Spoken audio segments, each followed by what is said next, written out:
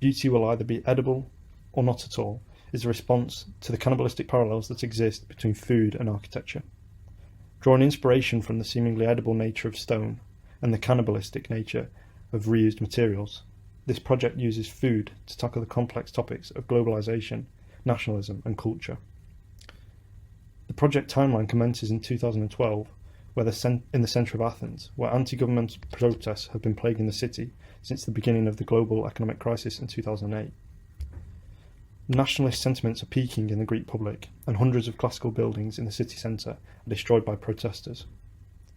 Government corruption and extreme bureaucracy have prevented the rehabilitation of these buildings even years later, leaving most of them uninhabited, resulting in hubs of criminal activity and drug abuse.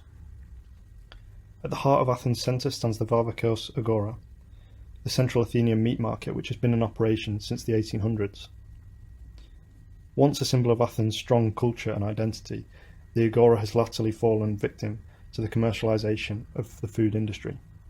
The extreme extent of this globalisation in Europe has rendered traditional markets expendable, with mass-produced imported meat flooding the supermarkets and drowning local produce and its producers. This project transfers us to a not-so-distant future, where synthetic food technology has taken over the global meat market, resulting in the final closure of all meat production and distribution facilities, including the Varvakeios Agora.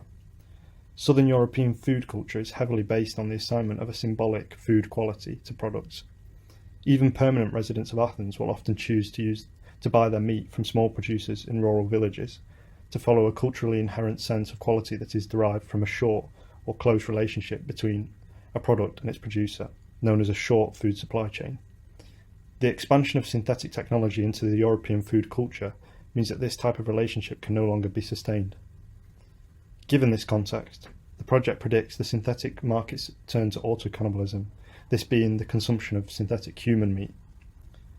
What ensues is the ultimate shortening of the food chain, where the producer becomes the product.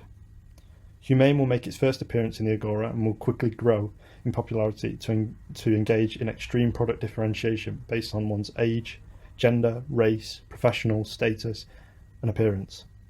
A new type of cannibalistic discrimination will be born based on one's edibility. As the market gradually spreads outside of Greece to the rest of Europe, luxury alternatives are introduced as the meat of celebrity and foreign political leaders. The material from Athens' disused classical buildings is used to rebuild a market within a market for the production and distribution of this synthetic meat. The architecture adopted is adaptive and expandable in nature, with the ability to grow with the popularity of the movement. Eventually, this architecture of fragments fills the Varvakeios Agora and spreads outside, parasiting off nearby residential blocks. The entirety of Athens' centre gradually becomes engulfed by a decontextualised architecture of cannibalistic intent. As such, Athens is used as a city-scale metaphor for the failures of cultural internationalism, the movement promoting the deconceptualisation of cultural artefacts. Supporters of cultural internationalism suggest that artefacts retain their value even when removed from their original context.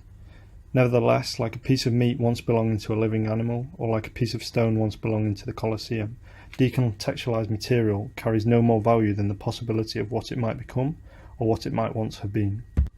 But that, like with meat, is often forgotten when the material becomes consumed.